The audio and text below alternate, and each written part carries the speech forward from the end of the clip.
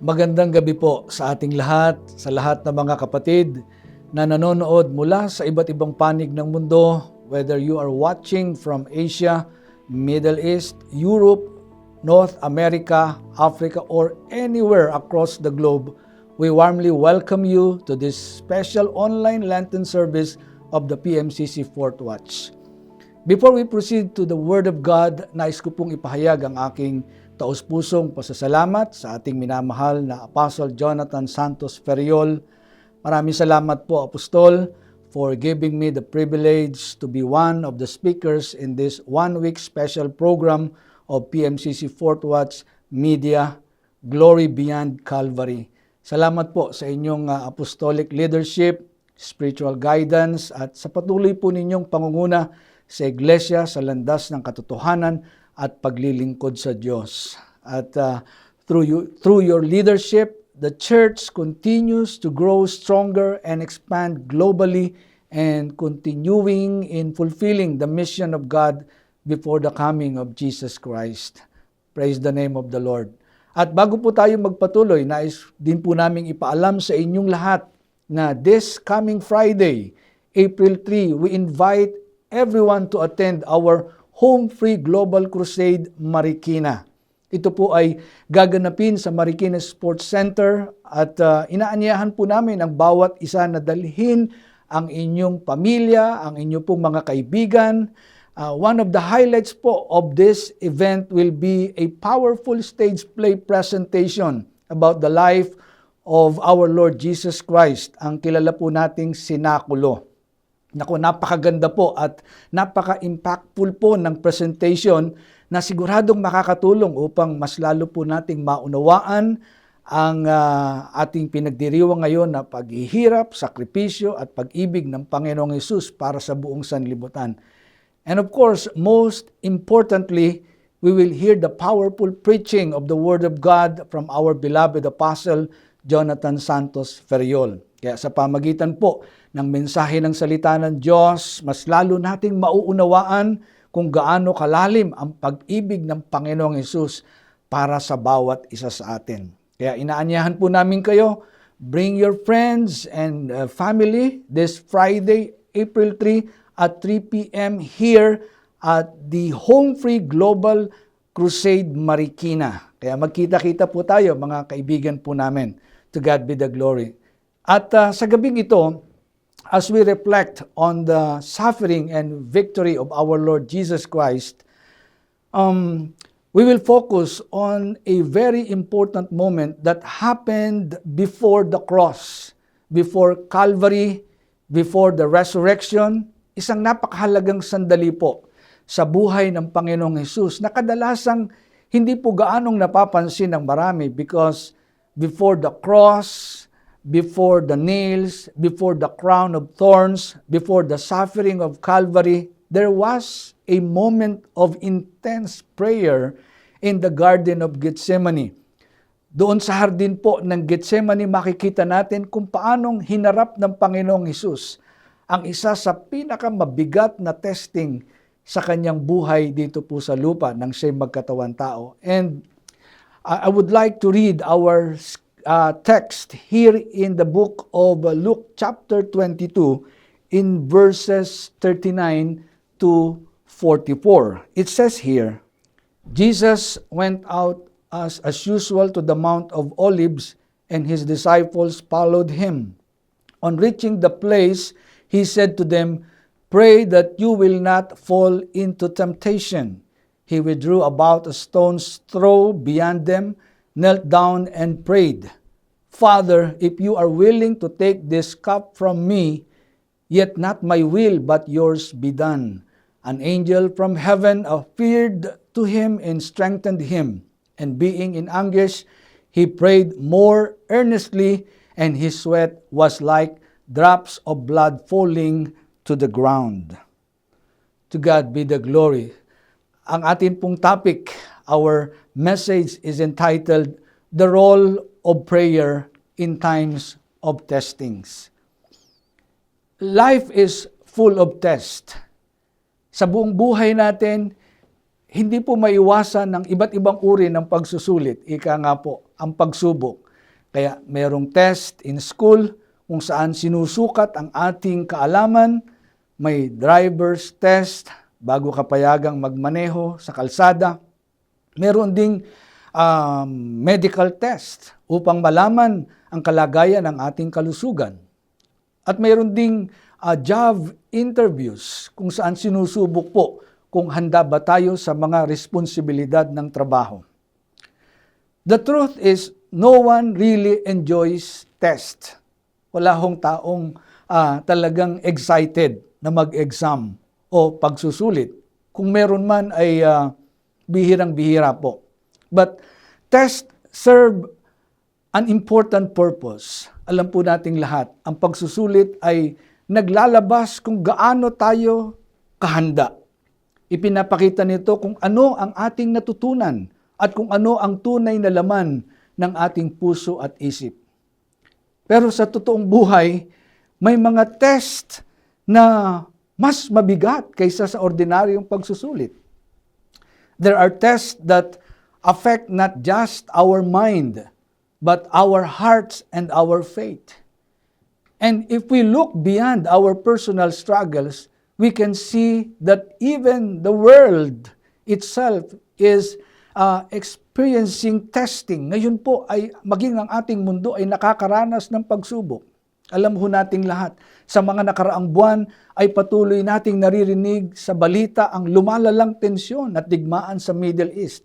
Ang mga conflict sa pagitan ng mga bansa ay nagdudulot ng takot, instability at uncertainty na hindi lamang sa rehiyong iyon, kundi sa buong mundo.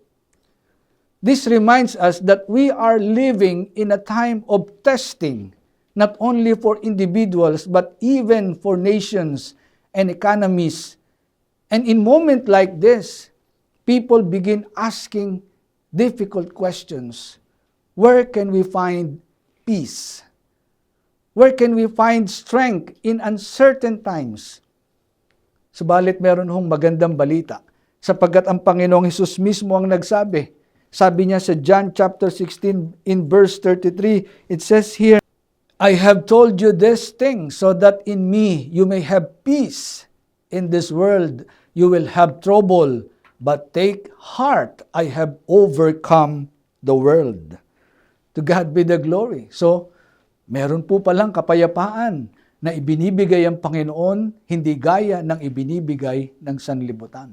And tonight, as we reflect on the theme, Glory Beyond Calvary, we turn our attention to the greatest testing moment in the earthly life of Jesus Christ before the nails pierced his hands, before the cross was lifted, before the suffering of Calvary, there was Gethsemane. Ang hardin ng Gethsemane ay hindi lamang isang tahimik na lugar kung saan nanalangin si Jesus. Ito ang lugar kung saan nagsimulang maramdaman ni Jesus ang bigat ng krus na kanyang haharapin. Na sa sandaling yon, naranasan niya ang matinding, kung tawagin natin, ang bigat ng kanyang, ang emotional na bigat, spiritual na pakikipaglaban niya, at ang paghahanda para sa sakripisyo na kanyang haharapin. But the Bible tells us that his agony was so intense that his sweat became like drops of blood falling to the ground. This was not ordinary prayer. This was prayer in the middle of the greatest testing moment of his life.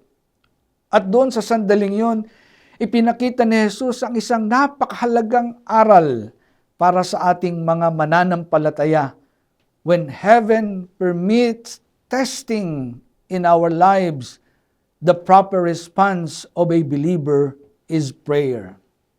Hindi po takot, hindi paglayo sa Diyos, hindi pagsuko, but turning to God in prayer. Because prayer is where strength is received, surrender is formed, and victory is prepared. At alam ho natin, mula sa karanasang ito ni Jesus sa hardin ng Gethsemane, makikita natin ang mahalagang aral para sa bawat mananampalataya na dumadaan sa pagsubok. And from this passage in Luke 22 verses 39 to 44, we will discover 4 powerful ways prayer help us overcome life's testing. At ang una po, makikita natin sa verse 40, Luke 22 in verse 40, na prayer prepare us before temptation overtake us. Kaya sabi dyan, I would like to read in Luke chapter 22 in verse 40. It says here, on reaching the place, he said to them, pray that you will not fall into temptation. To God be the glory. Sa verse po na ito, makikita natin ang malinaw na instruction ng ating Panginoong Hesus sa kanyang mga alagad. Na bago dumating ang pinakamabigat na pangyayari sa kanyang buhay, sabi pagdating nila sa Garden of Gethsemane, sabi niya agad, pray that you will not fall into temptation. Hindi niya sinabi, maghanda sila ng armas o humanap ng paraan upang makatakas. Instead, Jesus directed them to prayer because He knew that a great testing was about to come. Betrayal, arrest, and eventually the suffering of the cross. Ipinapakita nito na ang panalangin ay spiritual preparation before the pressure arrives. Prayer is not only for emergencies. Prayer prepares the heart before temptation and fear overtake us. Kaya sabi ni Jesus sa Matthew, ang kapareho ng talatang ito sa chapter 26 verse 41, watch and pray lest you enter into temptation. Sabi niya, the spirit is willing but the flesh is weak. Ipinapaalala nito na kahit mabuti ang intensyon ng tao, kung walang panalangin, madaling manghina ang laman. Kapag dumating ang testing, kung titignan natin ang kalagayan ng mundo ngayon, makikita po natin kung gaano ka relevant ang paalalang ito ng ating Panginoong Hesus. Sa mga balita na patuloy nating naririnig, ang lumalalang conflict sa Middle East, ang gera, ang tensyon between nations, create fear and uncertainty across the world. At kahit malayo tayo geographically, nararamdaman natin ang epekto nito. Dahil kapag may kaguluhan sa rehiyong iyon, tumataas ang presyo ng langis at gasolina. Tumataas ang presyo ng pagkain. Maraming pamilya ang nababahala sa kanilang kinabukasan. Maraming Pilipino families ang may mga kamag-anak tayo na OFW sa Middle East. Kaya sa tuwing may balita tungkol sa digmaan, maraming pamilya ang nag-aalala at nananalangin para sa kanilang kaligtasan. At dito po, yan ang ating ginagawa. Ang ganitong mga pangyayari ay nagpapaalala na ang mundo ay dumaranas ngayon ng pagsubok. At kapag lumala ang testing sa mundo, ang kasunod ay tumitindi rin ang temptation. Temptation to fear, temptation to panic, temptation to lose hope. Kaya mahalaga ang babala ng ating Apostol Pedro dito po sa 1 Peter chapter 5 sa verse 8. It says here, be alert and of sober mind. Your enemy, the devil, prowls around like a roaring lion, looking for someone to devour. Ibig sabihin, sa panahon ng pressure at uncertainty, kailangan maging spiritually alert tayo na mga mananampalataya.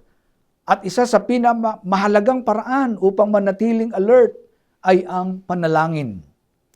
Ganito ang ipinakita ng Panginoong Hesus sa Garden ng Gethsemane. Before facing the cross, He prayed. Ipinakita niya na bago harapin ang pinakamabigat na pagsubok, ang isang mananampalataya ay dapat munang lumapit sa Diyos. Kaya sa panahon ngayon, may mga kaguluhan sa mundo, digmaan sa Middle East, ang mga uncertainty sa buhay. The church must respond not with panic. Tayong mga mananampalataya, but with prayer. Lalo tayong manalangin. Sapagkat bago pa dumating ang labanan ng buhay, ang tagumpay ay kadalasang inihahanda sa lihim na lugar ng panalangin. At sigurado, mga kapatid, kung tayo mananalangin, ang Diyos ay naglalaan lagi ng tagumpay. And number 2, prayer aligns our will with the will of God. Bakit ang panalangin makatutulong sa atin magtagumpay? Pansinin natin sa chapter 22 in verse 42 ng aklat po ng Lucas. It says here, Father, if you are willing, please take this cup of suffering away from me. Yet I want your will to be done, not mine. To God be the glory.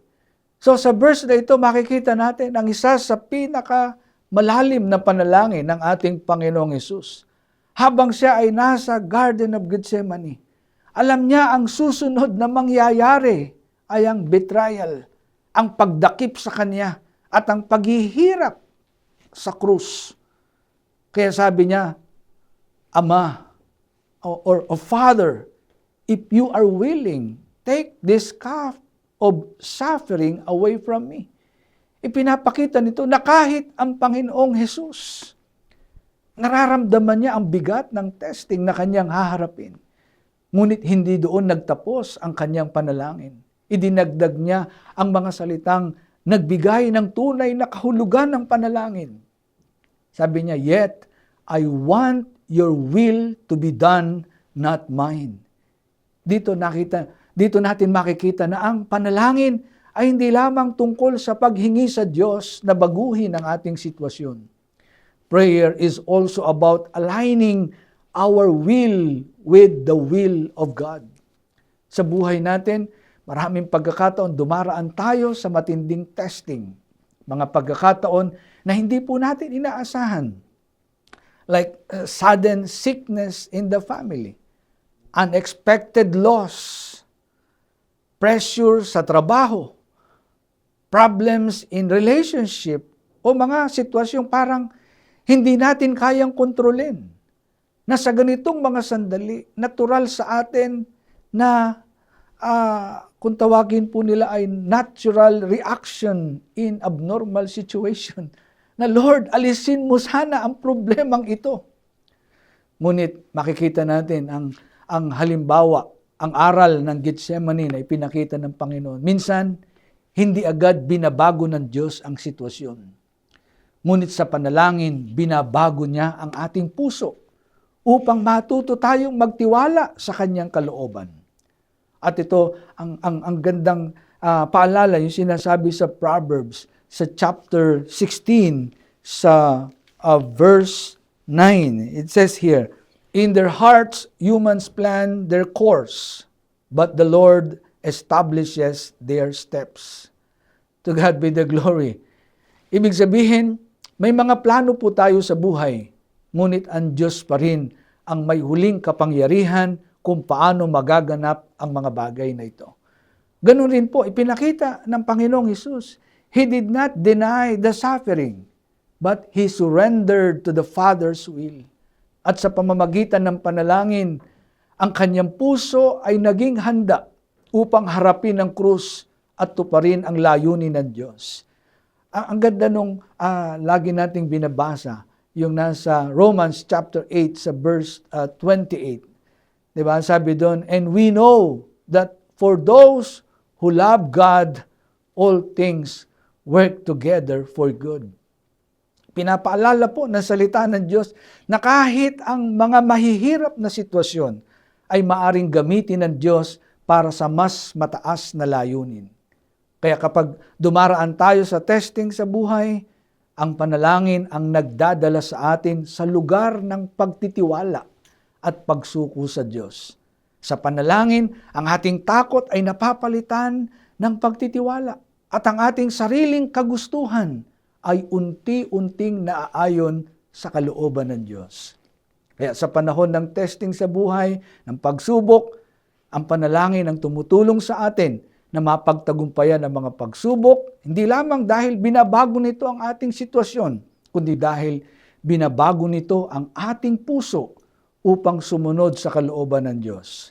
At kapag ang ating kalooban ay naka-align sa kalooban ng Diyos, doon natin natutuklasan ng tunay na lakas upang harapin at mapagtagumpayan ang mga pagsubok sa buhay. That's why prayer help us overcome life's testing. Number 3, prayer releases divine strength in moment of weakness.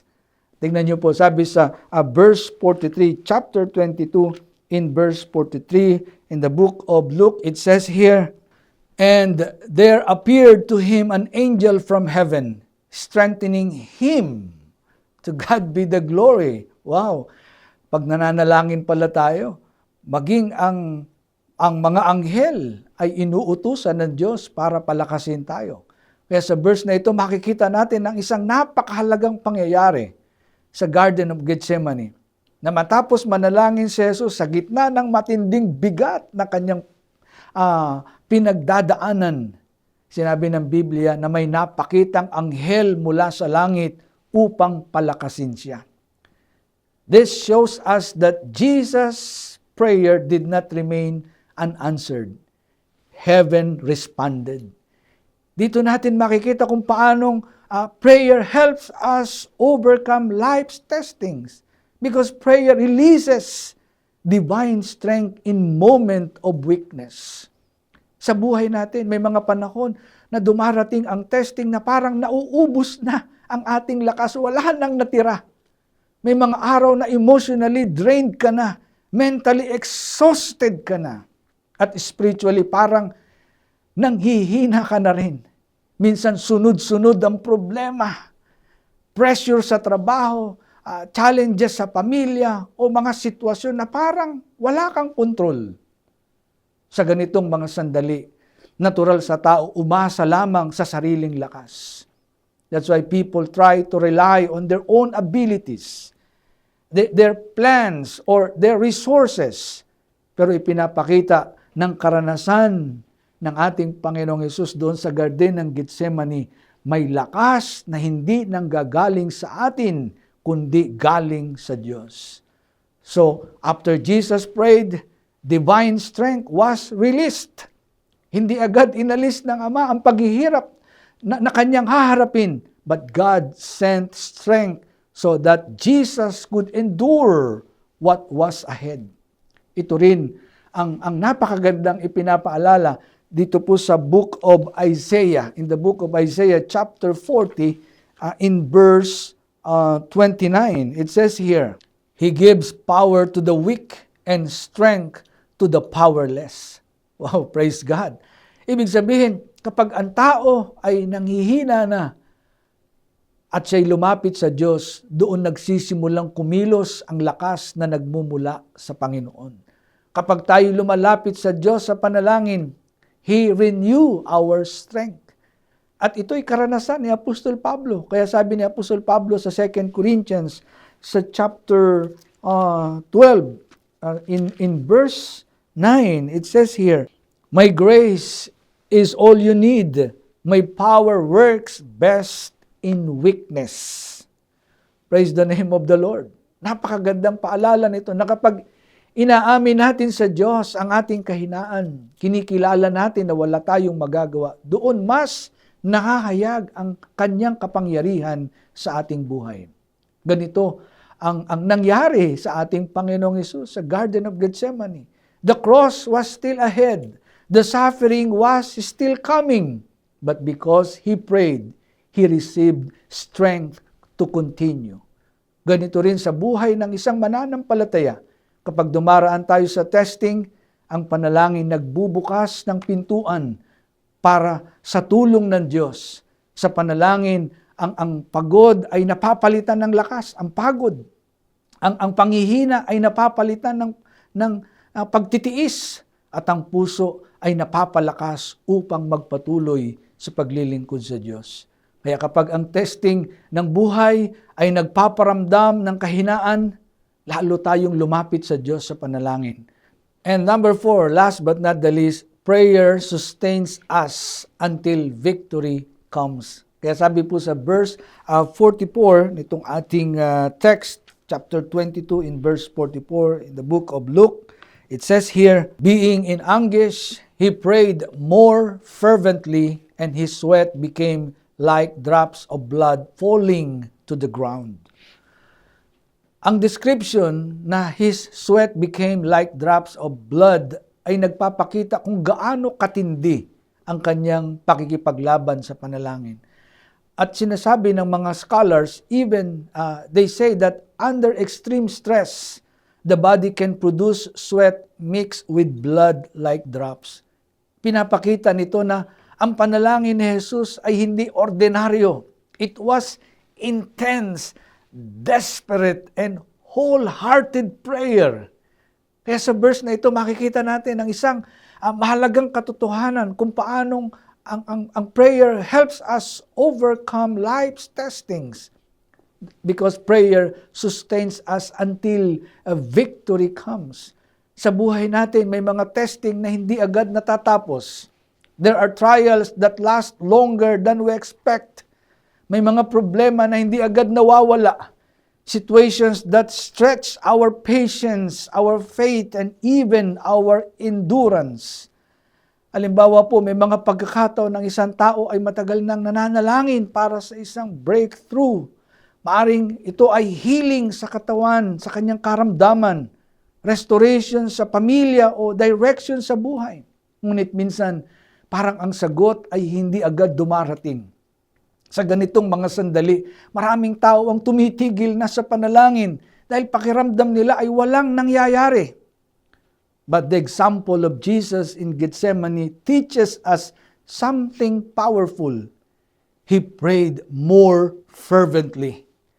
Habang lumalala ang bigat ng sitwasyon, mas lalo siyang nagpatuloy sa panalangin. Ito rin ang paalala ni Apostol Pablo. Kaya nga nabanggit ni Apostol Pablo ang ganitong mga salita in Romans chapter 12 in verse 12. It says here, "Be joyful in hope, patient in affliction, faithful in prayer." Praise God. Ibig sabihin, sa gitna ng affliction o testing, ang isang mananampalataya ay patuloy na nananatiling faithful in prayer. Kaya nga, di ba, sa James 5:16, the prayer of the righteous person is powerful and effective. Ang panalangin ay may kapangyarihan, ngunit kadalasan ng kapangyarihan nito ay nakikita sa pagtitiyaga sa panalangin. Kaya ganito po ang ginawa ng ating Panginoong Hesus sa Garden ng Gethsemane. Hindi niya inalis ang kanyang sarili sa sitwasyon. Hindi siya sumuko sa bigat ng kanyang nararamdaman. Instead, he continued praying until his heart was ready to face the cross. At pagkatapos ng Gethsemane, dumating ang Calvary. Ngunit pagkatapos ng Calvary, dumating ang resurrection victory. Kaya kapag ang testing sa buhay ay tila matagal bago matapos, huwag tayong tumigil sa panalangin. Because prayer sustains us until the victory comes. At habang patuloy tayong nananalangin, pinapalakas tayo ng Diyos ang ating puso hanggang sa makita natin ang kanyang tagumpay sa ating buhay. That's why prayer helps us overcome life's testings. At nagpapasalamat tayo sa Iglesia ng Panginoon. Sapagkat sa Iglesia, tayo ay aral sa panalangin. Naturuan tayo ng ating late apostle, Arsenio Tanferiol. Ang kanyang buhay ay naging halimbawa sa atin sa panalangin.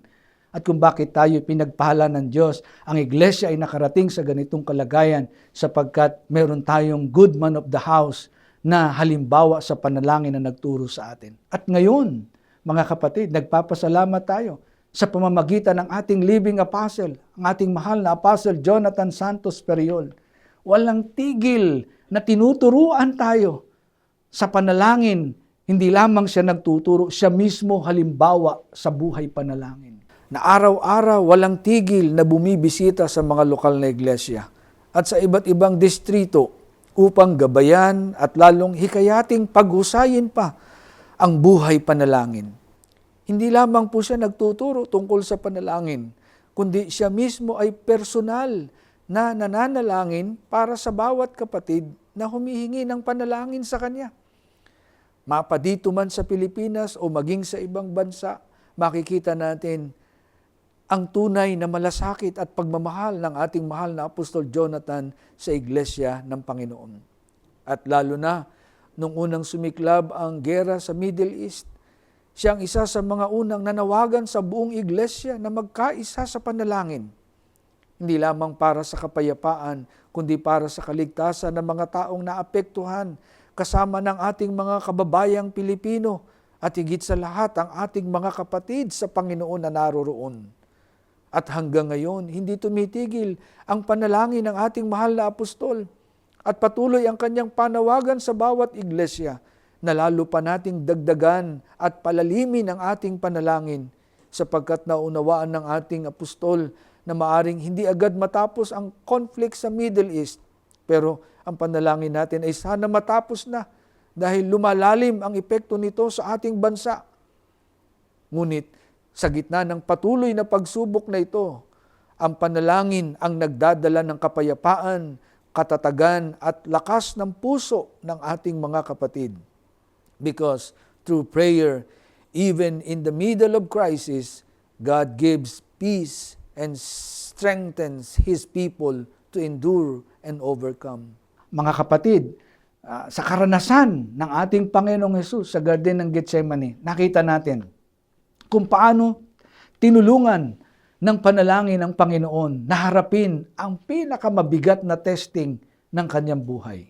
Bago ang krus ay may Getsemani at sa Getsemani may panalangin. Ganito rin sa ating buhay. Hindi natin maiwasan ng mga testing. May mga problema sa pamilya, pressure sa trabaho, uncertainties sa kinabukasan at mga sitwasyon na parang hindi natin kontrolado. But the lesson of Gethsemane reminds us that when life testings becomes heavy, prayer becomes our greatest strength. Sa panalangin, inihahanda tayo ng Diyos bago dumating ang tukso. Sa panalangin, inaalay niya ang ating puso sa kanyang kalooban.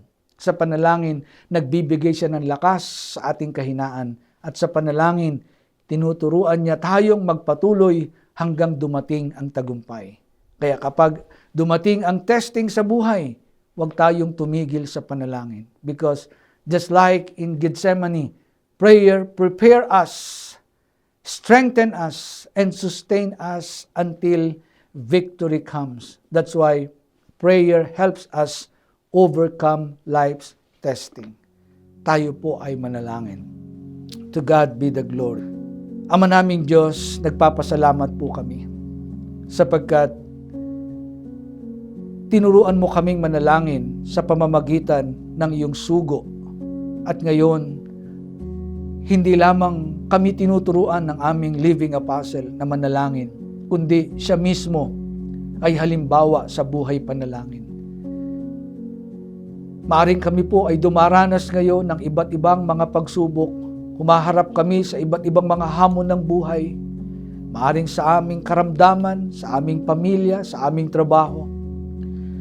Gaya ng aming pagbubulay ngayon, tulungan mo po na huwag naming iwanan ang panalangin, huwag kaming lumayo sa iyo, kundi lalo kaming lumapit, lalo naming higpitan ang aming panalangin, lalo kaming magtiwala sa iyo. Sapagkat kailanman ay wala kang plano na kami ay pabayaan. Walang lumalapit sa iyo na tinatanggihan mo, lalo pa nga kami na iyong mga anak.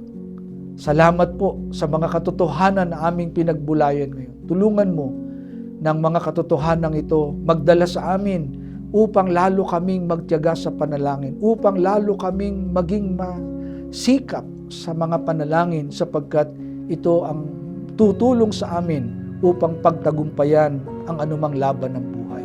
Pagpalain niyo po ang aming mga kapatid na nakinig ng iyong mga salita, saan man sila naroroon, anuman ang aming mga pangangailangan, turuan mo kami na lalong magtiwala sa iyo. Ama, ito po ang aming dalangin sa pangalan ng aming Panginoong Hesus. Amen. Praise the name of the Lord.